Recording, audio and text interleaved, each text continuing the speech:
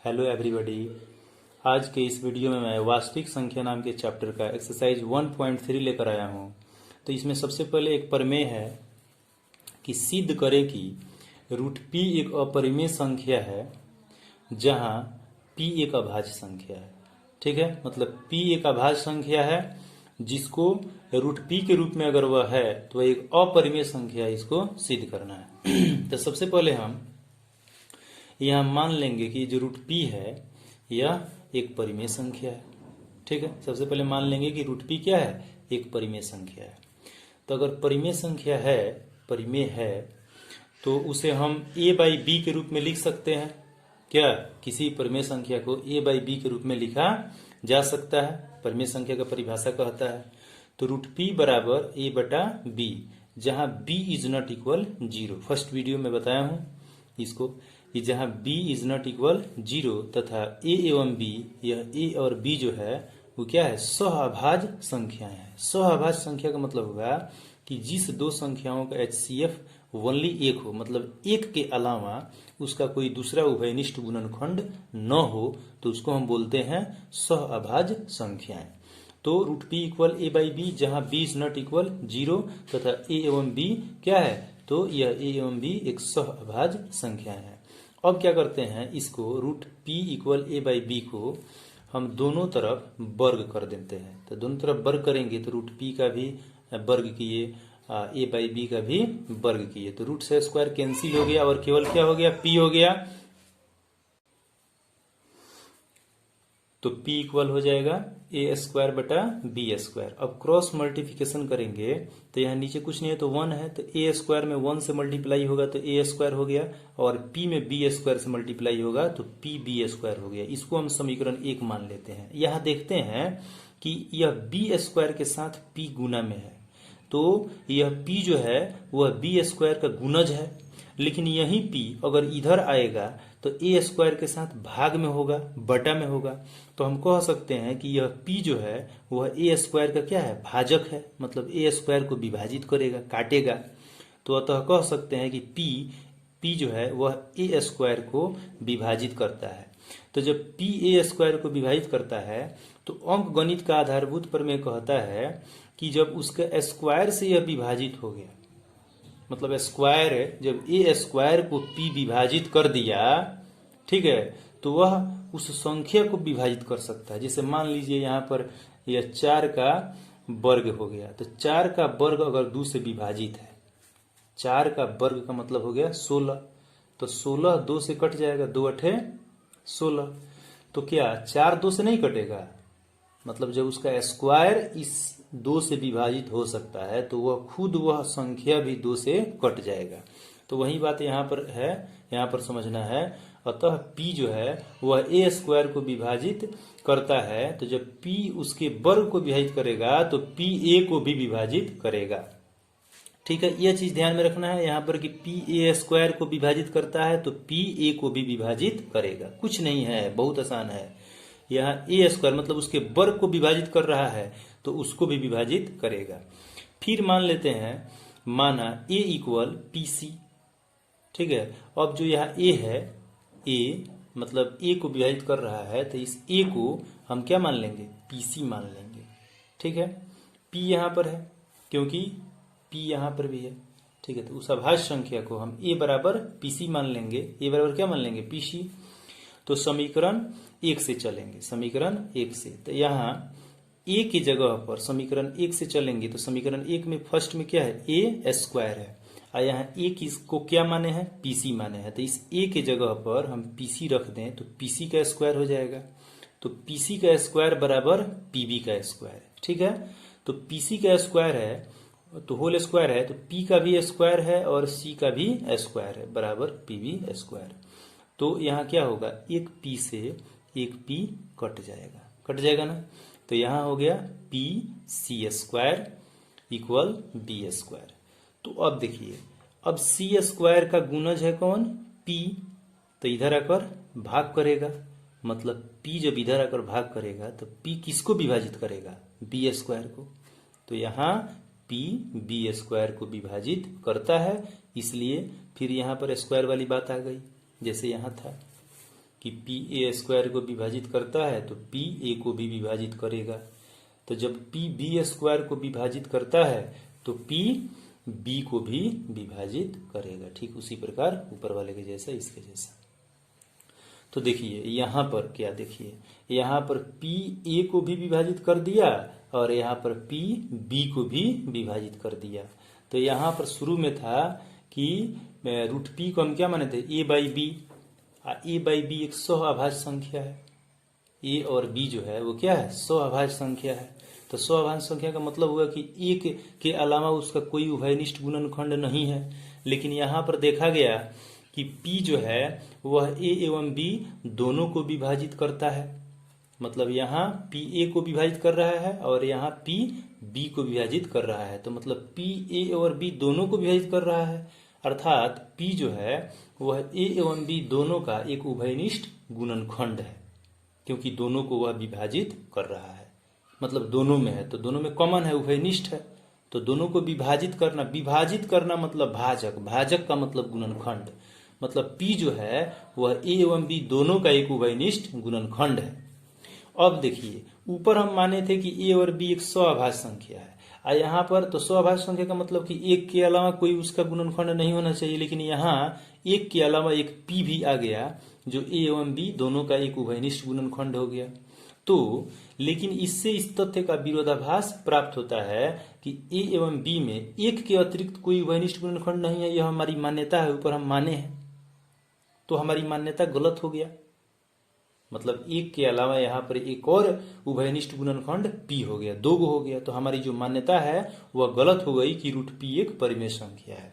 ठीक है, ये हमारी मान्यता गलत हो गई, क्योंकि जब रूट P एक परिमेय संख्या है और A और B जब सहअभाज्य संख्या है तो एक के अलावा उसका कोई अदर उभयनिष्ठ गुणनखंड नहीं होना चाहिए। जबकि यहाँ एक के अलावा हम क्या देखें कि P भी इस दोनों का एक उभयनिष्ठ गुणनखंड हो जा रहा है, तब तो दो उभयनिष्ठ गुणनखंड हो गया। तो जो हमारी मान्यता था, ठीक है, तो विरोधाभास प्राप्त होता है कि A एवं B में एक के अतिरिक्त कोई उभयनिष्ठ गुणनखंड नहीं है, तो हमारी मान्यता गलत हो गई। तो लिख देंगे कि अतः हमारी मान्यता गलत है कि रूट P एक परिमेय संख्या है। तो इस प्रकार हम कह सकते हैं कि रूट P जो है वह परिमेय संख्या नहीं है बल्कि अपरिमेय संख्या है। ठीक है, तो एक थ्योरम हुआ, एक परिमेय हुआ, जिसमें हम P के मान कर बनाए हैं। अब यहाँ पर आप कुछ भी अगर दे प्रूव करने के लिए, जैसे मान लीजिए कि यहाँ पर कहे कि रूट 3 एक अपरिमेय संख्या है, सिद्ध करें। चाहे रूट 2 एक अपरिमेय संख्या है, सिद्ध करें। या रूट 5 एक अपरिमेय संख्या है, सिद्ध करें। या रूट 7 दे दे, ठीक है, या रूट 11 दे दे। तो इस सब को हम इसी तर्ज पर बैठा बैठा कर बना सकते हैं। एक बार इस थ्योरम को रट लीजिए, कंप्लीट कर लीजिए, तो फिर न रूट 3 में दिक्कत होगा, न रूट 2 में दिक्कत होगा, न रूट 5 में दिक्कत होगा, मतलब आगे दिक्कत नहीं होगा। ठीक है, तो जैसे यहाँ पर अगर मान लीजिए कि रूट 3 हमको सिद्ध करना है, तो जहां जहां P है, जहां जहां P है वहां वहां हम क्या लिख लेंगे, रूट 3 लिख लेंगे। जैसे यहाँ पर रूट P है तो रूट 3, यहाँ भी रूट 3, यह A बाई B ही रहेगा। यहाँ भी रूट 3 लिख लेंगे। ठीक है, तो रूट 3 का square equal A by B का स्क्वायर। चलिए इसको हम एक बता देते हैं। जैसे मान लीजिए कि यहाँ पर हम बताते हैं, खूब ध्यान से देखिएगा, एक क्वेश्चन हम यहाँ पर बनाते हैं इस पर आधारित कि सिद्ध करें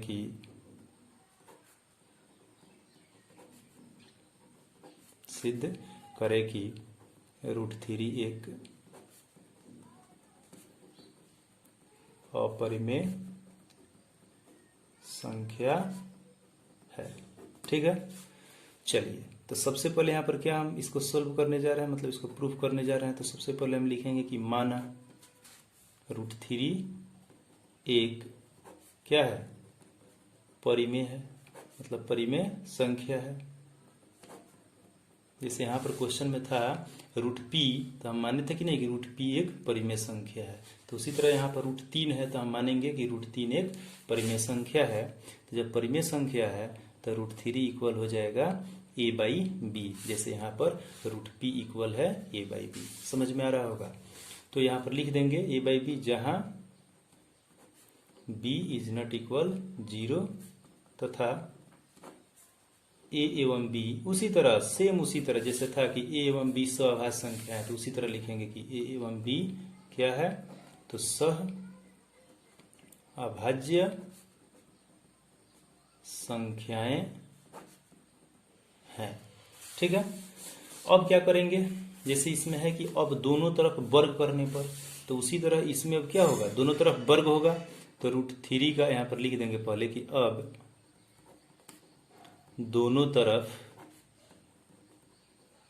क्या करने पर, वर्ग करने पर, तो जब दोनों तरफ वर्ग करेंगे तो √3 का स्क्वायर a/b का स्क्वायर, तो रूट से स्क्वायर कैंसिल हो जाएगा, 3 हो जाएगा। सेम कंडीशन आ रहा है, सेम, बिल्कुल सेम कंडीशन। यहाँ रूट से स्क्वायर हटा तो p आया, तो यहाँ पर रूट से स्क्वायर हटा तो क्या आएगा, 3 आएगा, इक्वल a²/b²। अब क्रॉस मल्टीप्लिकेशन होगा जैसे उसमें हुआ था, तो a² में 1 से गुना होगा a² और 3 में b² से गुना होगा b²। देखिए यहाँ पर a में a² में 1 से गुना होगा a², p में b से स्क्वायर से गुना होगा तो pb²। आ रहा है कि नहीं, सेम, जहां जहां p इसमें दिखाई आपको दे रहा है वहां इसमें 3 आएगा ही। अब यहाँ पर कि अतः p a² को विभाजित करता है, तो यहाँ पर लिखेंगे कि अतः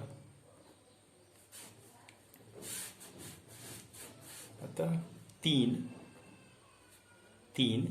p की जगह क्या है, p की जगह पर 3 है, तो अतः 3 a² को क्या करता है, विभाजित करता है। तो इसलिए p a को विभाजित करेगा, तो यहां पर लिखेंगे इसलिए 3 a को भी लगा देंगे यहां पर, विभाजित करेगा। ठीक है, अब क्या, फिर यहां पर माना है a बराबर 3c, तो यहां पर माना a बराबर, यहां पर pc माना है, a बराबर pc, तो यहां पर a बराबर 3c मानेंगे, क्योंकि p के जगह पर 3 है, यहां पर a बराबर pc है, तो यहां पर a बराबर 3c होगा, a और c नहीं बदलेगा, p ही केवल बदलेगा, p के जगह पर क्या हो गया, 3 हो गया। आ रहा होगा समझ में। अब क्या करेंगे, इस ऊपर वाले को तो समीकरण 1 मानेंगे ही, जैसे उसमें परिमेय में माने हैं। अब समीकरण 1 से चलेंगे, समीकरण 1 से, तो समीकरण 1 से चल रहा है, तो a की जगह पर 3c है, पहले a की जगह पर pc था, तो ऊपर समीकरण 1 में a की जगह पर pc लिखा गया है। अब यहाँ पर a की जगह पर 3c है, तो इस a की जगह पर क्या लिखाएगा, 3c लिखाएगा, तो 3c का होल स्क्वायर इक्वल 3b²। तो 3c का होल स्क्वायर होगा तो क्या होगा, 3 का स्क्वायर c का स्क्वायर होगा इक्वल 3b का स्क्वायर। तो यहाँ पर एगो 3 से एगो 3 कट जाएगा, जैसे यहाँ पर एगो p से एगो p कटा है। ठीक है, तो यहाँ पर हो गया 3c² इक्वल b²। तो देखिए यहाँ पर क्या हुआ, अब यहाँ पर c² के साथ 3 गुना में है, यहाँ पर जैसे p के साथ c² था ना, तो c² के साथ p गुना में था, तो यहाँ पर भी अब क्या है, c² के साथ 3 गुना में है, तो यहाँ पर लिखेंगे तो यहाँ p b² को विभाजित करता है, तो यहाँ लिखेंगे कि तो यहाँ 3 b² को क्या करता है, विभाजित करता है। ठीक है, तो 3 b² को विभाजित करता है, तो इसलिए 3 b को भी क्या करेगा, विभाजित करेगा। ठीक है, अब देखिए, तो यहाँ क्या हम इस कंडीशन में क्या देखें, यहाँ पर है कि अतः p a एवं b दोनों को विभाजित करता है, तो यहाँ पर लिखेंगे कि अतः 3a एवं b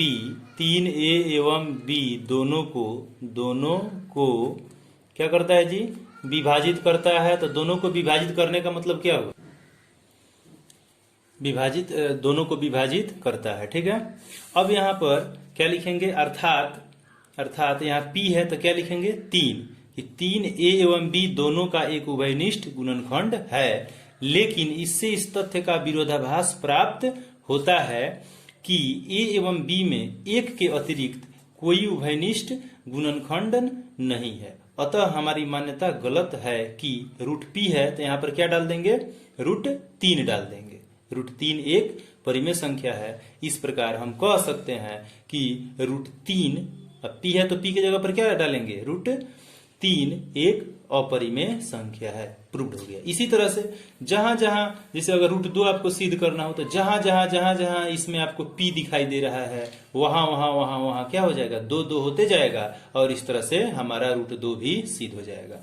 √5 भी अगर सिद्ध करना हो तब भी कोई दिक्कत नहीं, इसी पर जहां जहां मतलब p है वहां वहां 5 डाल दीजिएगा तो आपका √5 भी सिद्ध हो जाएगा। मतलब यह थ्योरम आपका √3, √2, √5, √7, √11 कोई भी अगर देता है सिद्ध करने के लिए तो इस थ्योरम को p के जगह पर हटा कर और आप अगर 3 सिद्ध करना हो तो 3 डाल दीजिएगा p के जगह पर, 2 या 5 या 7 या 11 मतलब कोई भी सिद्ध हो सकता है। ठीक है, तो इस टाइप का क्वेश्चन अगर एग्जाम में आएगा और 2 मार्क्स में आता है, इस तरह का एग्जाम में जो है 2 मार्क्स में निश्चित आता है कि √2 एक अपरिमेय संख्या है, सिद्ध करे।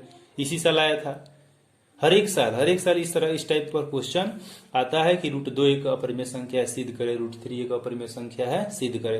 तो इसको अच्छी तरह से आप लोग कंप्लीट कर लीजिएगा। ठीक है, तो एक बार इसको अच्छा से आप देख सकते हैं। यहाँ पर ठीक है, अब हम चलते हैं एक नेक्स्ट और इस टाइप पर क्वेश्चन लेकर जिसको फिर सिद्ध करना रहता है, जिसे यहाँ पर कह रहा है कि एग्जाम्पल है, यह पेज नंबर 16 का एनसीईआरटी का क्वेश्चन नंबर 10 है, एग्जाम्पल 10 है। तो कह रहा है कि दर्शाइए कि 5 माइनस √3 एक अपरिमेय संख्या। इसके पहले वाले वीडियो मैंने देखा कि जैसे √3 या √2 एक अपरिमेय संख्या सिद्ध करना है, लेकिन इसके साथ परिमेय और अपरिमेय मिला हुआ है। 5 परिमेय है और √3 अपरिमेय है। तो हम जानते हैं कि किसी परिमेय और अपरिमेय संख्या का अंतर एक अपरिमेय संख्या ही होता है, तो इसको सिद्ध करना है अब। ठीक है, तो सबसे पहले हम मान लेंगे उसी तरह, मान लेंगे कि 5 माइनस √3 एक परिमेय संख्या है। तो 5 माइनस √3 को किसके बराबर करेंगे, a बटा b के, a एवं जहां b इज नॉट इक्वल 0 तथा a एवं b क्या है, सह अभाज्य संख्याएं हैं, ये चीज लिखेंगे। अब यहाँ पर क्या करेंगे, यहाँ पर हम वर्ग नहीं करेंगे, यहाँ पर हम क्या करेंगे, इस 5 को इधर भेज दिए, तो 5 इधर आया तो a बटा b के साथ माइनस हुआ, तो √3 के पहले माइनस है तो माइनस √3 रह गया, क्योंकि जिस अंक के पहले जो चिन्ह होता है वो उसी के साथ रहता है। तो यह माइनस जो है, यह माइनस ये √3 के साथ है तो उसी तरह रहेगा। अब माइनस को भी मैंने यहां से हटाया, तो माइनस जब इधर आया, ठीक है, तो जब माइनस इधर आएगा तो चिन्ह के साथ मल्टीप्लाई करेगा, तो यहाँ प्लस है तो यहाँ क्या हो गया, माइनस हो गया। यह माइनस इसके साथ मल्टीप्लाई किया तो माइनस माइनस क्या बना लिया, प्लस बना लिया।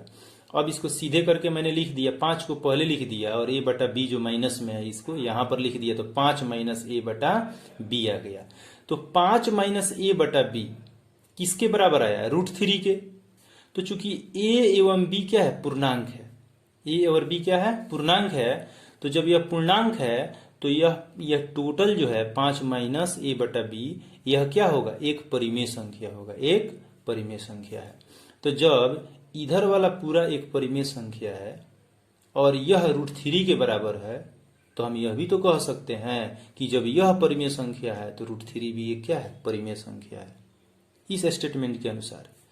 तो हम यहाँ पर लिखे हैं कि इसलिए √3 एक परिमेय संख्या है। क्यों, क्योंकि यह भी मतलब 5 माइनस a बटा b एक जब परिमेय संख्या है तो √3 भी क्या होगा, एक परिमेय संख्या होगा। परंतु इससे इस तथ्य का विरोधाभास प्राप्त होता है कि √3 एक अपरिमेय संख्या है। चूंकि हम पहले सिद्ध कर चुके हैं कि √3 क्या है, विरोधाभास। यहाँ पर विरोधाभास क्या करता है, मतलब एक ऐसा तथ्य को, मतलब विरोधाभास का मतलब ये हुआ कि ठीक उसको, मतलब जो चीज हम माने हैं उस चीज को विरोध करके यह बताता है कि नहीं, यह परिमेय नहीं है बल्कि यह अपरिमेय है।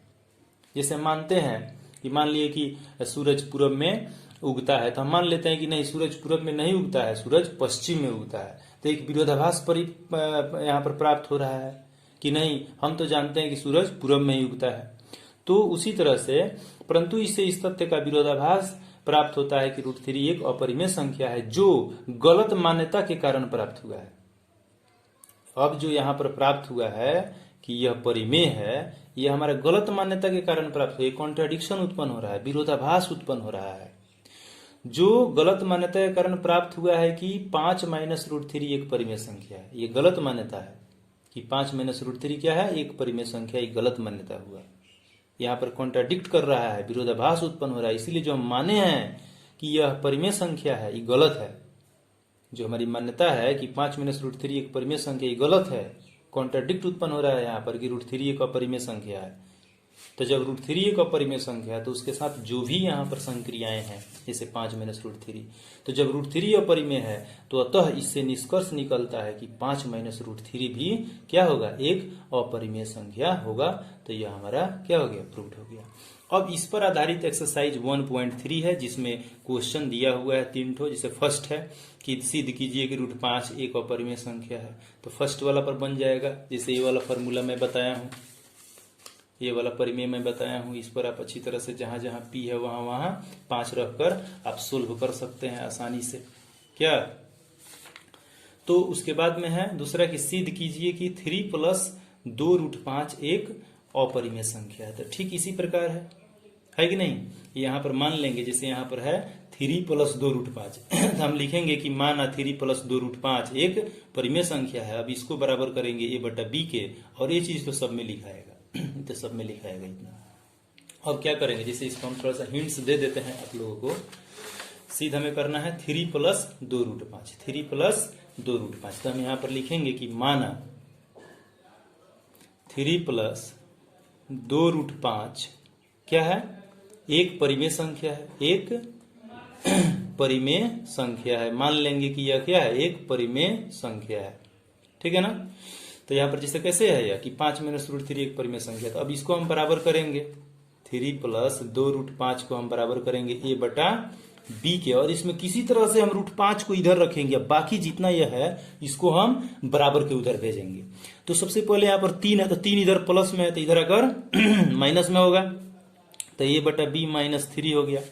अब √5 के साथ यह 2 मल्टीप्लाई में है, तो यहाँ √5 रह गया, तो 2 जब मल्टीप्लाई में है तो इधर अगर डिवाइड करेगा तो a/b -3/2 हो गया। तो इधर जो भी आपको दिखाई दे रहा है a, b, 3, 2, इसको आप लिखेंगे। जैसे यहाँ पर a और b है और 5 है, तो कैसे कह रहा है कि a एवं b पूर्णांक है, तो उसी तरह से आप कहेंगे कि a एवं b क्या है, पूर्णांक है। तो इसके साथ जो भी संक्रियाएं हैं, ठीक है, इसलिए 5 - a/b एक परिमेय संख्या है। तो उसी तरह से लिखेंगे कि a/b -3/2 एक परिमेय संख्या है, जैसे यहाँ पर लिखा गया है कि एक परिमेय संख्या है। तो जब यह परिमेय संख्या हो गया तो इसलिए यहाँ पर √3 एक परिमेय संख्या है, तो यहाँ पर √5 है ना। तब लिखिएगा कि इसलिए √5 एक परिमेय संख्या है। अब बाकी सारी कहानी आगे वही रहेगा कि परंतु इससे इस तथ्य का विरोधाभास प्राप्त होता है कि √3 नहीं √5, क्योंकि इसमें √5 लिया गया है। समझ में आ रहा होगा। तो यहाँ पर लिखेंगे कि √5 एक अपरिमेय संख्या है जो गलत मान्यता के कारण प्राप्त हुआ है कि, अब यह पूरा लिखेंगे, यह ऊपर वाला यह 3 + 2 √5 प्राप्त हुआ है कि 5 - √3 है, क्योंकि ऊपर हमको सिद्ध करना था 5 - √3, यहाँ पर है 3 + 2 √5। तो लिखेंगे प्राप्त हुआ है कि 3 + 2 √5 एक परिमेय संख्या है। अतः इससे निष्कर्ष निकलता है कि 3 + 2 √5 एक क्या होगा, एक अपरिमेय संख्या होगा। प्रूव्ड हो जाएगा। उसी तरह से यहाँ पर है कि एक और है तीसरा क्वेश्चन कि सिद्ध करें कि निम्नलिखित संख्याएं अपरिमेय संख्या है। तो पहला है जैसे 1/√2 है ना, तो 1/√2 है, तो इसका रेशनलाइज कर लीजिए परिमेयकरण। तो √2/√2 होगा, तो √2 में 1 से मल्टीप्लाई √2, और नीचे √2 में √2 से गुना करेंगे तो केवल 2 होगा, क्योंकि √2 में √2 से गुना करेंगे तो 2 दूनी √4 हो जाएगा। √4 का मतलब क्या हो गया, 4 का वर्गमूल क्या होता है, 2 होता है। अब इसको आप क्या करेंगे, मान लेंगे। वैसे ही स्टेटमेंट ठीक जैसे यहाँ पर माने है ना 5 - √3 एक परिमेय संख्या है, a/b के बराबर की है, तो उसी तरह लिखेंगे अब कि √2/2, यहाँ पर लिखेंगे कि माना √2/2 एक क्या है, एक परिमेय संख्या है। और आगे फिर उसी तरह से, तो जब परिमेय संख्या है तो √2/2 जो होगा वो किसके बराबर करेंगे, a/b के बराबर करेंगे।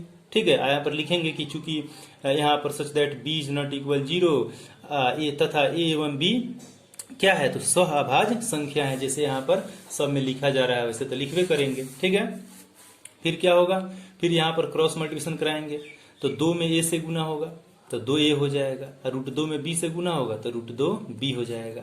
अब हमको √2 को मतलब एक तरफ करना है, तो यहाँ b इधर अगर भाग करेगा तो 2a/b हो जाएगा और यहाँ पर केवल √2 हो जाएगा।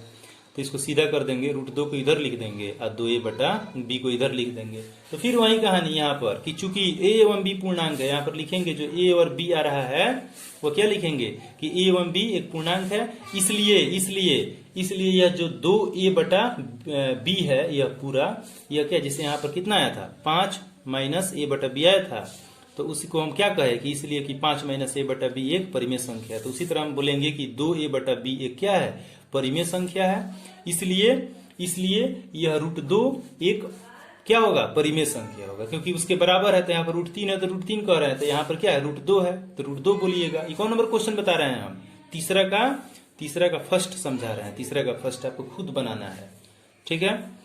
तो हो गया ना, तो यहाँ पर √3 एक परिमेय संख्या है, तो यहाँ पर √2 है तो √2 एक परिमेय संख्या होगा। अब बाकी सारी कहानी उसी प्रकार, परंतु इससे इस तथ्य का विरोधाभास प्राप्त होता है कि √2, इसमें √2 था इसीलिए √2 यहाँ पर बोल रहे हैं। √2 एक अपरिमेय संख्या है जो गलत मान्यता के कारण प्राप्त हुआ है कि अब यह वाला चीज, यह वाला √2/2 एक परिमेय संख्या है, अतः इससे निष्कर्ष निकलता है कि 2/2 एक अपरिमेय संख्या है। अर्थात अब यह √2/2 किसका मतलब किसका मान है, इसी का ना मान है, 1/√2 से ही ना यह आया है। तो लिख दीजिएगा नीचे की अर्थात 1/√2 एक अपरिमेय संख्या है, प्रूव हो जाएगा। मतलब इससे हम यह लाए हैं और इसको मानकर हम यहाँ पर इक्वल करके a/b के फॉर्म में लाकर क्रॉस मल्टीप्लिकेशन करके आगे हम निकाले हैं। तो लास्ट में यह चीज लिख दीजिएगा, मतलब यहाँ तक तो आ रहा है, अर्थात में लिख दीजिएगा कि 1/√2 क्या है, अतः एक अर्थात 1/√2 क्या है, एक अपरिमेय संख्या है। अब उसी तरह से यह है 7√5, तो 7√5 है तो 7√5 बराबर a/b, प्रोसेस समझ में आ गया होगा।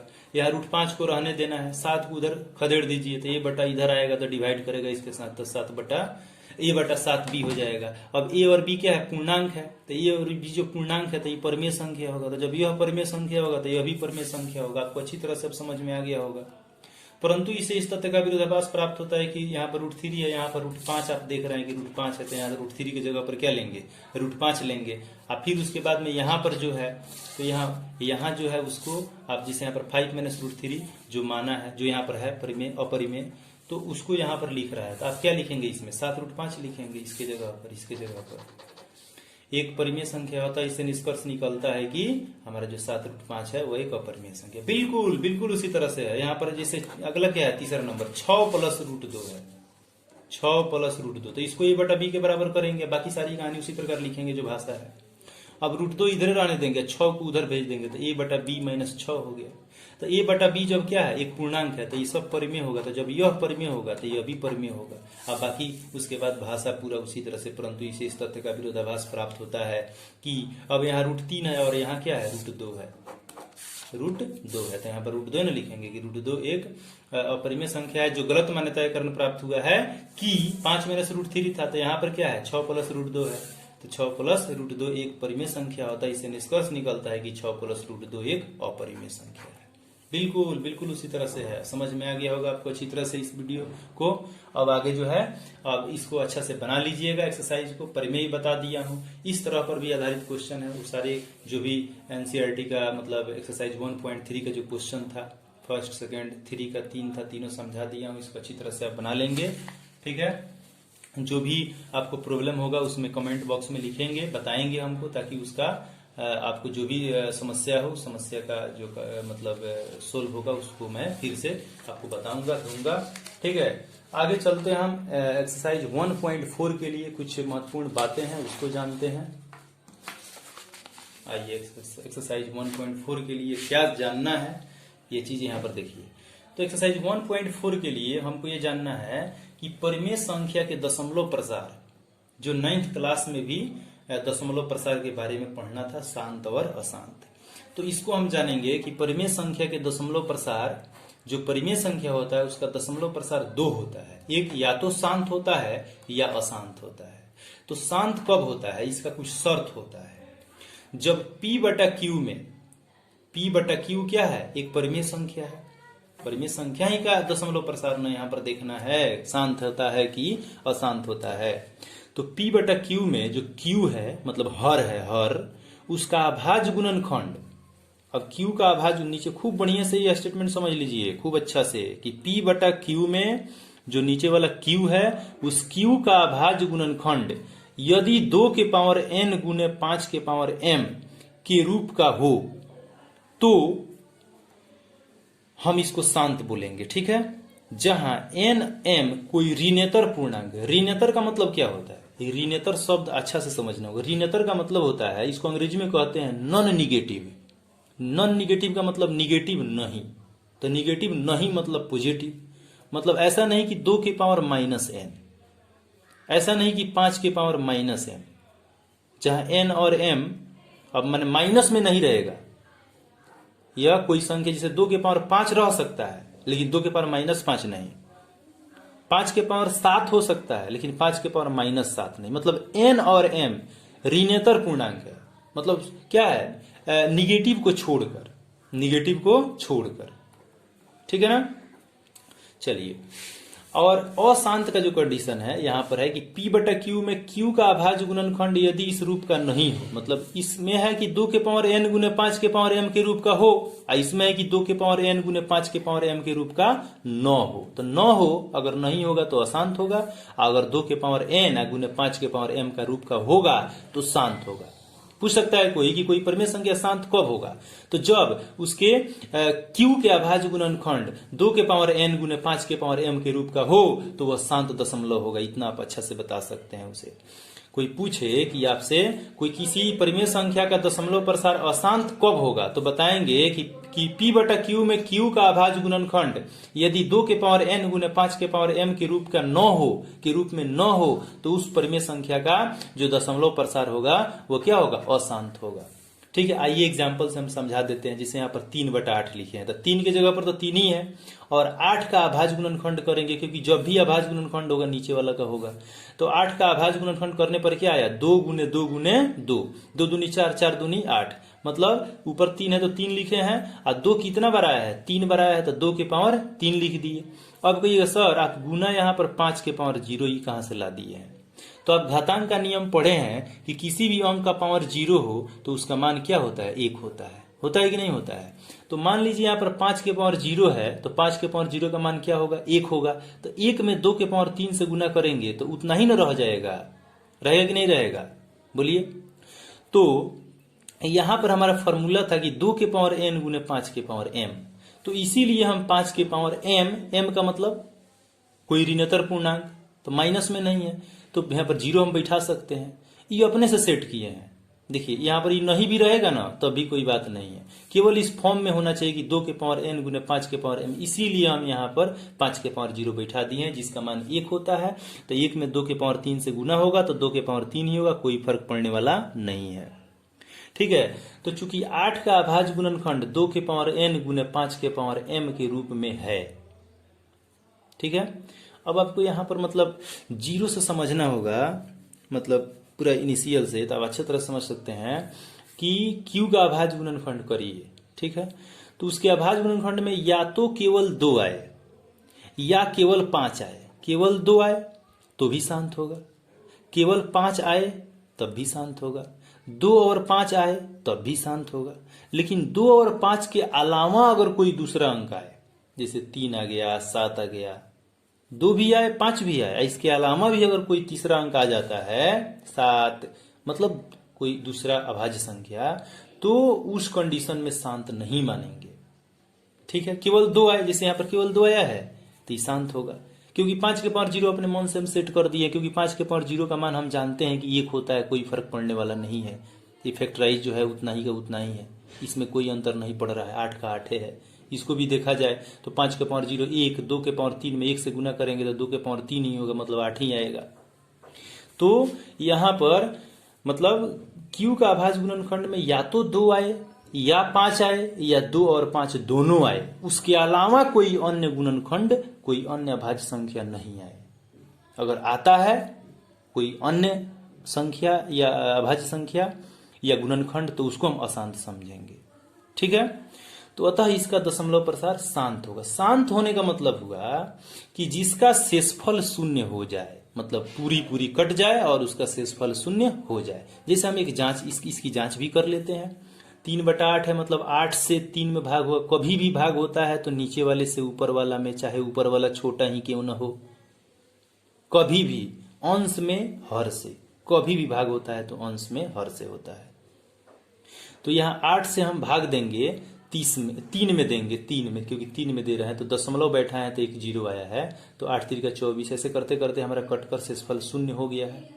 तो हम कह सकते हैं ना कि शांत है। तो ये लंबी विभाजन प्रक्रिया द्वारा 9th क्लास में हम यह पढ़े थे, भाग देते जा रहे थे। अगर जिसका शेषफल शून्य आ जाता था तो हम कहते थे कि शांत है, जिसका शेषफल शून्य नहीं आता था उसको हम कहते थे कि यह अशांत है। लेकिन इसमें हमारे पास एक ट्रिक आ गया कि 2 के पावर n गुने 5 के पावर m के रूप में अगर होगा तो वह शांत होगा, और जो 2 के पावर n गुने 5 के पावर m के रूप का नहीं होगा वह अशांत होगा। इसमें एक छोटी सी बात आपको समझना है कि इसका अभाज्य गुणनखंड में केवल 2 हो तब भी शांत होगा, केवल 5 हो तब भी शांत होगा, 2 और 5 दोनों हो तब भी शांत होगा, लेकिन 2 और 5 के अलावा कोई अन्य गुणनखंड नहीं होना चाहिए। अगर वह होगा, 2 और 5 के अलावा कोई और अन्य गुणनखंड होगा तो वह अशांत में चला जाएगा।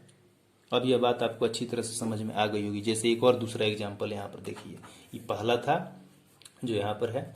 अब एक दूसरा एग्जाम्पल यहाँ पर है, 7/12 लिए हैं तो 7 का 7 ही होगा, 12 का तोड़ दिए तो 2 दूनी 4 3 12। देखिए इसमें 2 भी आया है और 3 भी आया है।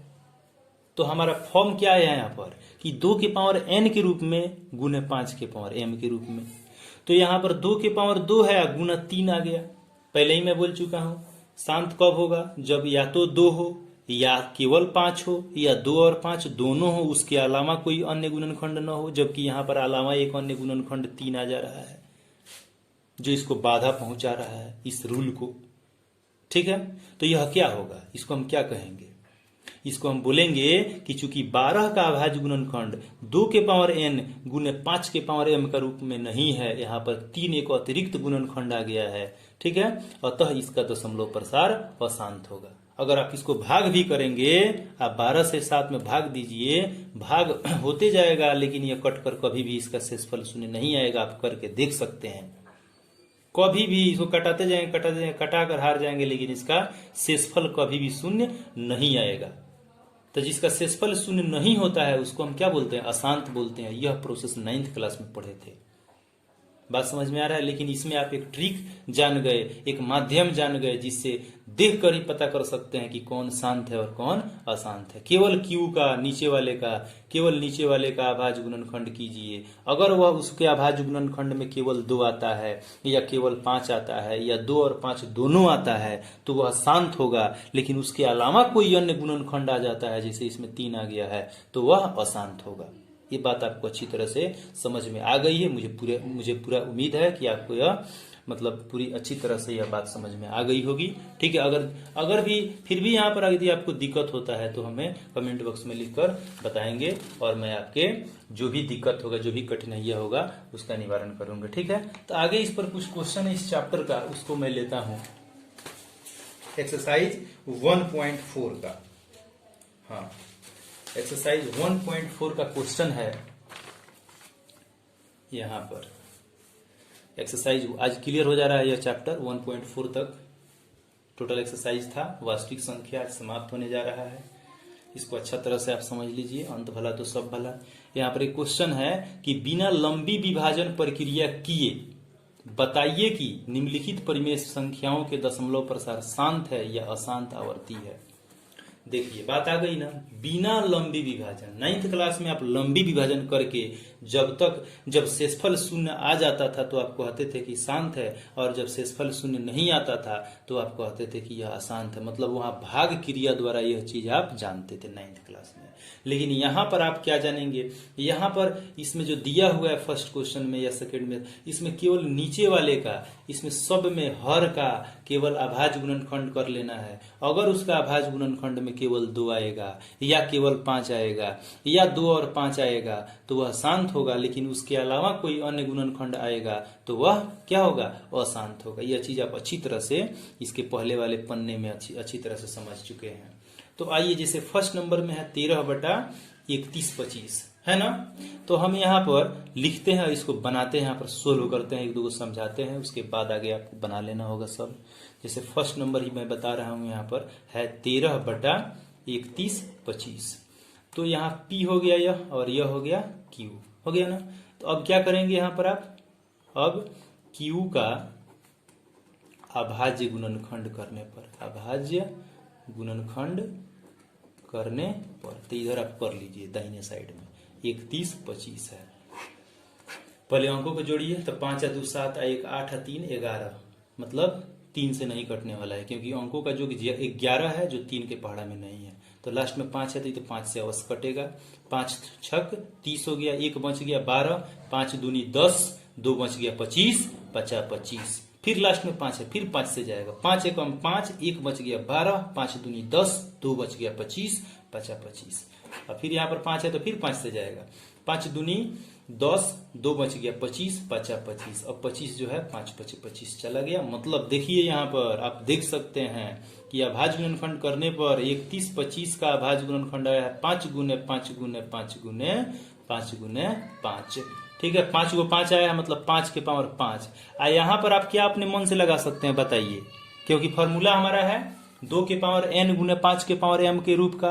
तो इसमें केवल 5 आया है, तो 2 के पावर 0 आप अपने से कर सकते हैं। बोलिए कर सकते हैं कि नहीं कर सकते हैं। जिसके इसके पहले वाला में यहाँ पर हम 2 के रूप में आया था, तो हम केवल क्या लगा दिए, जब 2 के पावर 2 2 2 2 ऐसे आया था तो मैं 5 के पावर 0 लगा दिया हूँ। और ये आपको बता चुका हूं अच्छी तरह से कि इसके अभाज्य गुणनखंड में केवल 2 आना चाहिए, या केवल 5 आना चाहिए, या 2 और 5 दोनों आना चाहिए। उसके अलावा कोई दूसरा अंक, कोई दूसरा गुणनखंड नहीं आना चाहिए, तो वह शांत होगा। तो यहाँ पर केवल 2 आया था, तो मैंने गुना में 5 के पावर 0 अपने से लिख दिया हूं, इस रूप में अच्छे से दिखने के लिए। ठीक है, तो इसी प्रकार यहाँ पर केवल 5 5 5 5 5 आया है, तो हम 5 के पावर 5 कर दिए हैं। 2 के पावर 0 अपने से लिख दिए, क्योंकि 2 के पावर 0 का मतलब 1 हुआ, और 1 में 5 के पावर 5 से गुना करेंगे, कोई फर्क नहीं पड़ेगा, हमारा 31/25 होगा ही होगा, इसमें कोई संदेह नहीं है। ठीक है, अब जो है यहाँ पर देखा गया कि यह 2 के पावर n गुने 5 के पावर m के रूप का है। तो यहाँ पर लिखेंगे कि, ठीक है, तो यहाँ पर लिखेंगे कि चूंकि 31/25 का अभाज्य गुणनखंड 2 के पावर n गुने 5 के पावर m के रूप में है, अतः 13 बटा, ये जो परिमेय संख्या है 13/31/25, अतः 13/31/25 एक शांत दशमलव है, एक शांत दशमलव है। ऐसे कह सकते हैं कि इसका दशमलव प्रसार शांत है, कि 13/31/25 का दशमलव प्रसार शांत है। ऐसे भी कह सकते हैं कि 13/31/25 का दशमलव प्रसार शांत है। ठीक है, अब हम दूसरा क्वेश्चन यहाँ पर है, जैसे 17/8, इसको भी आप उसी तरह देख सकते हैं। मतलब इसी तरह कभी भी आप यहाँ पर आप क्या करेंगे, नीचे वाले से ऊपर वाले में भाग करेंगे, चाहे ऊपर वाला अंश छोटा ही क्यों ना, उससे मतलब नहीं है। कभी भी आप नीचे वाले से ऊपर वाले में भाग करके जांचेंगे। तो भाग करने वाला बात कहाँ रहा, वो तो 9th की कहानी थी। यहाँ पर क्या करना है, केवल आपको नीचे वाले का अभाज्य गुणनखंड कर देना है। जैसे यहाँ पर 31/25 का मैं अभाज्य गुणनखंड करके और यहाँ पर बता दिया। इसी तरह से आपको यहाँ पर 17/8 है, तो 8 का अभाज्य गुणनखंड करने पर ऐसे ही दिख रहा है कि 2 गुने 2 गुने 2 आएगा, केवल 2 आ रहा है, इसीलिए अभी शांत है। यहाँ पर 455 है, तो 455 को करते हैं जरा। 455 का अभाज्य गुणनखंड करके आपको बताते हैं हम। ये सब तो छोटी छोटी बात है, आपको पहले ही ये सब जानकारी हो चुकी है। 455 करते हैं, तो 5 5 10 4 14, 14 आ रहा है, मतलब 3 से नहीं कटेगा, तो 5 से जाएगा। तो 5 9 45, 5 एकम 5, अब 91 हो गया, तो 7 से कटेगा, 13 7 91, मतलब 455 के अभाज्य गुणनखंड में आ रहा है 5 गुने 7 गुने 13। अब बताइए, 5 तो आया, लेकिन 5 के अलावा क्या आ गया, 7 आ गया, 13 आ गया। तो आप लिखेंगे कि 455 का अभाज्य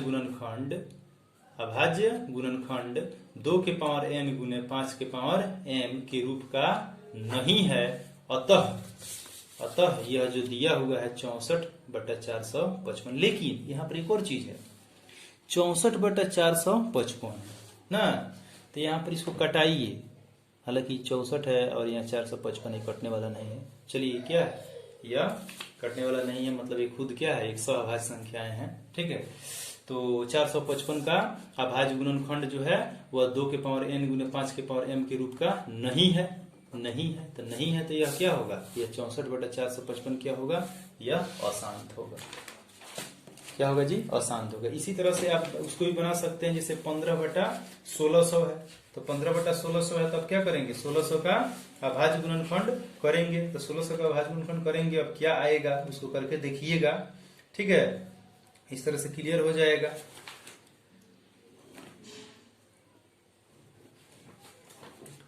ठीक है ना। तो अशांत को एक और हम दूसरे नाम से जानते हैं, अशांत को हम अनवसानी आवर्ती भी कहते हैं। अशांत का दूसरा नाम क्या है, अशांत को हम क्या कहते हैं, जैसे किताब में दिया है, शायद नहीं, केवल इसमें अशांत आवर्ती ही लिख रहा है, लेकिन अशांत को हम कहते हैं, वो किताब में दिखा रहे हैं, अशांत को हम दूसरे नाम से भी जानते हैं। अशांत को हम अनवसानी आवर्ती भी कहते हैं। ठीक है,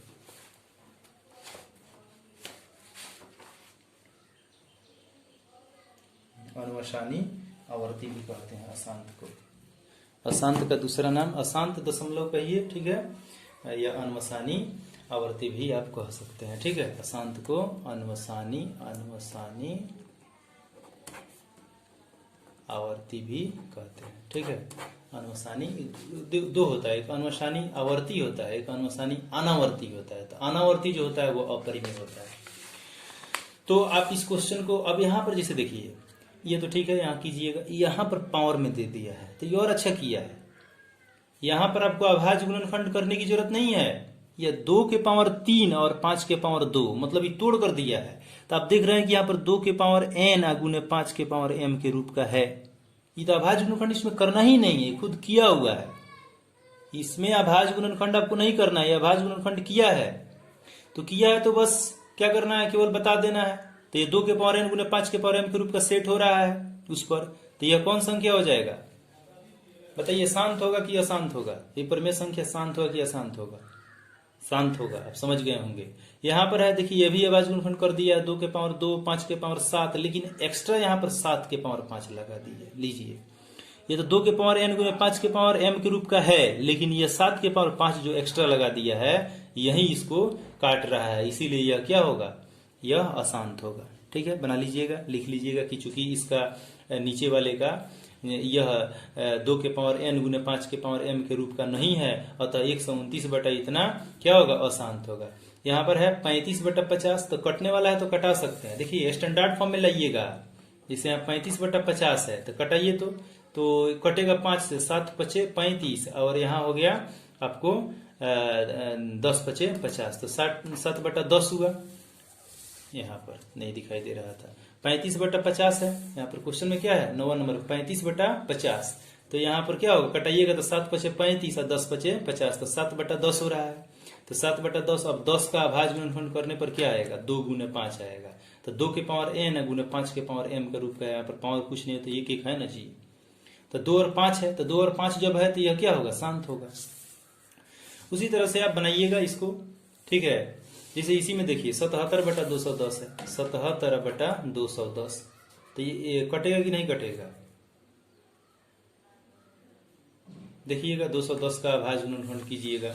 ठीक है, अगर 2 के पावर n गुने 5 के पावर m के रूप का होगा तो शांत होगा, और उसके अलावा कोई अदर गुणनखंड आ जाता है तो वह अशांत होगा।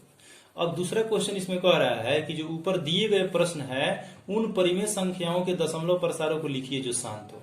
देखिए, इसमें दशमलव प्रसार करना है किसका, तो जो शांत है उसका। अब जैसे पहला शांत आया था, हम बनाए हैं, तो दूसरा भी शांत आया, तीसरा अशांत आया, तो अशांत वाले को छोड़ देना है। इसमें जो अशांत होगा इस क्वेश्चन में, 10 क्वेश्चन में, उसको छोड़ देना है। और जो शांत होगा, जो क्या होगा, शांत होगा, उसको आपको क्या करना है, उसको आपको दशमलव प्रसार करना है। तो दशमलव प्रसार का मतलब क्या होगा, मतलब ऐसे भाग देना, जैसे पहला शांत है तो 31/25 से भाग देना है आपको 13 में, तो दशमलव देने पर एक और 0 पड़ेगा, फिर देख रहे हैं छोटा है तो फिर एक और दशमलव देकर जीरो देकर एक और जीरो यहाँ पर बढ़ा दिए, फिर एक और जीरो देकर एक और जीरो। अब 31 और 25 से भाग देंगे, इसमें कॉमन तो हो जाएगा, 4 से जाएगा जी, जाएगा। तो 4 5 20 के शून्य हाथ में लग गया 2, 4 दूनी 8 है, 1 9 हो गया।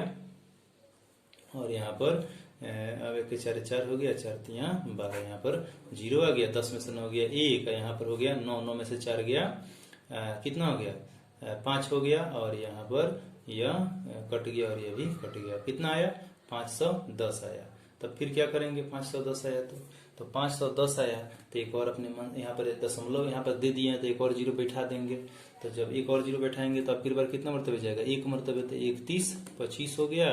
देखिए ये 5 आ गया, यहाँ पर देखते रहिए अच्छा से, यहाँ पर 9 में से 2 गया 7 होगा, और यहाँ पर हो गया यह हो गया 9 हो गया यहाँ पर, और ये 4 में से 3 गया 1, इतना आया। फिर एक और जीरो बैठा दिए, अब देंगे कितना मरतबे 6 से दे रहे हैं, देख रहे हैं कट रहा है कि नहीं 6 से। तो 6 5 30 के सोना हाथ में लग गया 3, 6 दूनी 12 3 15 के 5 हाथ में लग गया 1, 1 6 6 1 7, और 6 3 18 यहाँ पर हो गया, ठीक है। तो 18 हो गया, तो यहाँ पर कितना आ गया 0 0 0 1, और यह कट गया 1 है, तो एक और जीरो दे देंगे। अब कितना मरतबे जाएगा जी, अब देखते हैं 8 से जा रहा है कि नहीं, 8 से तो जाना चाहिए। 8 5 40 का सोना हाथ में लग गया, कितना 4, 8 दूनी 16, 16 4 20 के सोना हाथ में लग गया 2, 1 8 8 2 10 के शून्य, नहीं 8 से नहीं ना जाएगा जी, 3 से न जाएगा जी,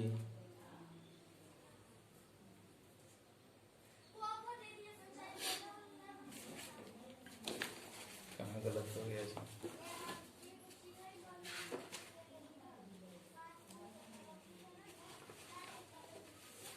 यहाँ तो गलत नहीं हुआ है, मल्टीप्लाई में 31 25 हुआ है, यहाँ पर 10 में से 9 गया 1, यहाँ 9 से, ठीक है। तो यहाँ 5 हो गया, 9 में से 2 गया 7, यहाँ पर हो गया 9, ठीक है। अब यहाँ 6 से दिए तो 6 5 30 के शून्य हाथ में लग गया 3, 6 दूनी 12 3 15 का 5 हाथ में लग गया 1, 1 6 6 1 7, यहाँ पर 6 3 18।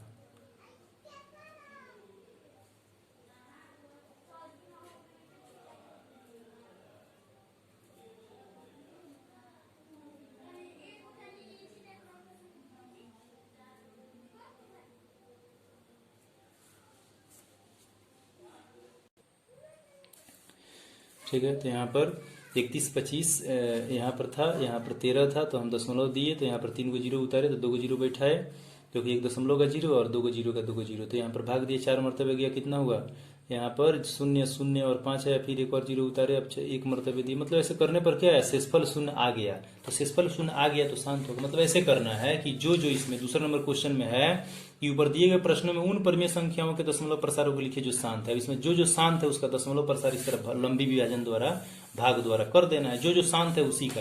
जैसे यह शांत आया है, यह शांत आया है, इस दोनों का, फिर इसमें मतलब जो जो इसमें शांत होगा, आप तो 1 नंबर में बना चुके हैं तो आपको पता चल गया कि कौन शांत है और कौन अशांत है। तो जो जो इसमें शांत है उसका आपको क्या करना है, दशमलव प्रसार कर देना है। अब क्वेश्चन नंबर 3 कह रहा है कि कुछ वास्तविक संख्याओं के दशमलव प्रसार नीचे दर्शाए गए हैं, प्रत्येक स्थिति के लिए निर्धारित कीजिए कि यह संख्या परिमेय संख्या है या नहीं। यदि यह परिमेय संख्या है और p बटा q के रूप की है तो q के अभाज्य गुणनखंड के बारे में आप क्या कहेंगे। तो यहाँ दशमलव के बाद यह जो संख्या है, ठीक है, यह बिल्कुल क्या है, यह आवर्ती नहीं है, मतलब यहाँ रेकरिंग नहीं है, तो यह शांत है। ये क्या है, ये शांत है। तो यहाँ पर कह रहा है कि परिमेय संख्या है या नहीं, यह संख्या परिमेय संख्या है या नहीं। तो ये परिमेय संख्या है, क्योंकि दशमलव हटाएंगे, अब जितना दशमलव के बाद अंक है उतना नीचे जीरो पड़ जाएगा। यदि यह परिमेय संख्या है तो p बटा q के रूप की होगी ही। यदि हाँ, तो q के अभाज्य गुणनखंड के बारे में क्या कहेंगे। तो यहाँ पर जो q का अभाज्य गुणनखंड आएगा, भाग देकर देखिएगा, मतलब यहाँ पर है कितना 43 दशमलव 1 2 3 4 5 6 7 8 9। तो दशमलव हटाइएगा तो 1 पर कितना जीरो पड़ेगा? 1 2 3 4 5 6 7 8 9। 1 2 3 4 5 6 7 8 9। तो P बटा Q के फॉर्म में हुआ। अब जो यह Q है इसका अभाज्य गुणनखंड के करने पर क्या आ रहा है, मतलब 2 केवल आ रहा है कि केवल 5 आ रहा है कि उसके साथ 3 भी आ रहा है। तो इसका अभाज्य गुणनखंड कीजिएगा। मुझे उम्मीद है कि 2 और 5 आएगा, उसके अलावा कुछ नहीं आएगा। तो 2 और 5 आएगा तो आप Q के अभाज्य गुणनखंड के बारे में क्या कहेंगे? तो हम कहेंगे कि Q का अभाज्य गुणनखंड 2 के पावर n गुने 5 के पावर m का रूप का है, अतः यह शांत दशमलव है। इसका जो दशमलव प्रसार है वो क्या है? शांत है। केवल बता देना है, छोटा मोटा क्वेश्चन है। यहाँ पर देखिए 0.12012001200 यह क्या बता रहा है? यह अनवसानी अनावर्ती को दर्शा रहा है। अनवसानी अनावर्ती मतलब देखिए 1 2 0 हुआ, फिर 1 2 डबल 0, यहाँ पर अनावर्ती है, मतलब एक ही चीज आवर्त हो रहा है लेकिन जीरो की संख्या बढ़ती जा रही है। तो इस तरह का कंडीशन अनावर्ती कहलाता है। ठीक है, अनवसानी अनावर्ती, अनवसानी अनावर्ती। तो जब अनवसानी अनावर्ती को हम थोड़ा देर पहले बताएं कि अनवसानी अनावर्ती को हम क्या बोलते हैं? अपरिमेय संख्या बोलते हैं। क्या बोलते हैं जी? अपरिमेय संख्या। अनवसानी अनावर्ती को अपरिमेय संख्या बोलते हैं। तो ये अपरिमेय संख्या हो गया। तो अपरिमेय संख्या हो गया। तो Q का अभाज्य गुणनखंड के बारे में क्या कहेंगे? तो Q के अभाज्य गुणनखंड के बारे में हम यही ना कहेंगे कि इसका जो Q का अभाज्य गुणनखंड होगा तो वह 2 के पावर n गुने 5 के पावर m के रूप का नहीं होगा। मतलब यह क्या है? अशांत अनावर्ती नहीं, मतलब यह अपरिमेय संख्या ही हो गया। सीधे क्या हो गया? अपरिमेय संख्या हो गया। अब यहाँ पर देखिए रेकरिंग में है, मतलब रिपीटेशन हो रहा है। 1 2 3 4 5 6 7 8 9, फिर 1 2 3, मतलब यह आवर्ती है, यह दोहरा रहा है। तो इसको हम बोलेंगे अशांत आवर्ती। क्या बोलेंगे? अशांत आवर्ती, क्योंकि यह दोहरा रहा है। तो ये परिमेय संख्या है लेकिन अशांत आवर्ती है। ये परिमेय संख्या है लेकिन यह क्या है? अशांत आवर्ती है। ध्यान में रखिएगा। ठीक है, अगर रिकरिंग है तो यह परिमेय संख्या है लेकिन अशांत आवर्ती है। यह अनवसानी अनावर्ती है। यह अनवसानी अनावर्ती है तो यह अपरिमेय होगा। यह भी परिमेय होगा लेकिन यह अशांत होगा, और यह परिमेय होगा लेकिन शांत होगा। तो ये परिमेय हुआ, शांत हुआ, यह अपरिमेय हुआ, और यह परिमेय हुआ लेकिन अशांत हुआ। ये परिमेय हुआ, शांत हुआ, यह अपरिमेय यह परिमेय हुआ, शांत हुआ, यह परिमेय हुआ, अशांत हुआ, और यह अपरिमेय हुआ, क्योंकि यह अनवसानी अनावर्ती है। ठीक है, तो 1.4 तक क्लियर हो गया। टोटल इसमें एक्सरसाइज 1.4 में 3 ही क्वेश्चन था। तो चलिए वास्तविक संख्या नाम का जो चैप्टर था तो एक्सरसाइज 1.1 से 1.4 तक एग्जाम्पल सहित मैं वीडियो टोटल बनाया हूँ। ठीक है, तो इसको आप अच्छा तरह से स्टडी कीजिए। इसमें जहां भी दिक्कत होता है, आपको समस्या होता है, उसको कमेंट कीजिए, कमेंट बॉक्स में बताइए मुझे। जो भी प्रॉब्लम होगा फिर से मैं उसको आपको बताऊंगा। लेकिन मुझे उम्मीद है कि अच्छा से आपको समझ में आ ही गया होगा। ठीक है, इसको आप अच्छा से बनाएंगे। तो अगले वीडियो में मैं इसके आगे वाला चैप्टर जो वास्तविक संख्याएं के बाद है बहुपद, जो बहुपद है पोलिनोमियल्स, ठीक है, उसके बारे में मैं बताऊंगा। इससे रिलेटेड अब जो इस एक्सरसाइज में जो वास्तविक संख्या नाम का चैप्टर, इसमें क्या क्या मस्ट है? तो यूक्लिड डिवीजन जो प्रमेयिका है, यूक्लिड डिवीजन प्रमेयिका वह है। उसके बाद में HCF ज्ञात करना, LCM ज्ञात करना, जो अंक गणित का आधारभूत प्रमेय है। ठीक है, फिर उसकी जांच करना। ये हम बताए थे कि दो संख्याओं के लिए ही, दो धनात्मक पूर्णांक के लिए ही जो वह जांच का रूल होता है कि किसी दो संख्याओं का गुणनफल बराबर HCF गुने LCM, वह दो संख्याओं के लिए ही लागू होता है। ठीक है, फिर उसके बाद में 1.3 में हम लोग यह जाने कि √3 या √2 या √5 या उसके साथ और भी जो संक्रिया में रहता है वो अपरिमेय संख्या है, सिद्ध करने वाला जितना बात था वह 1.3 में अच्छी तरह से जाने।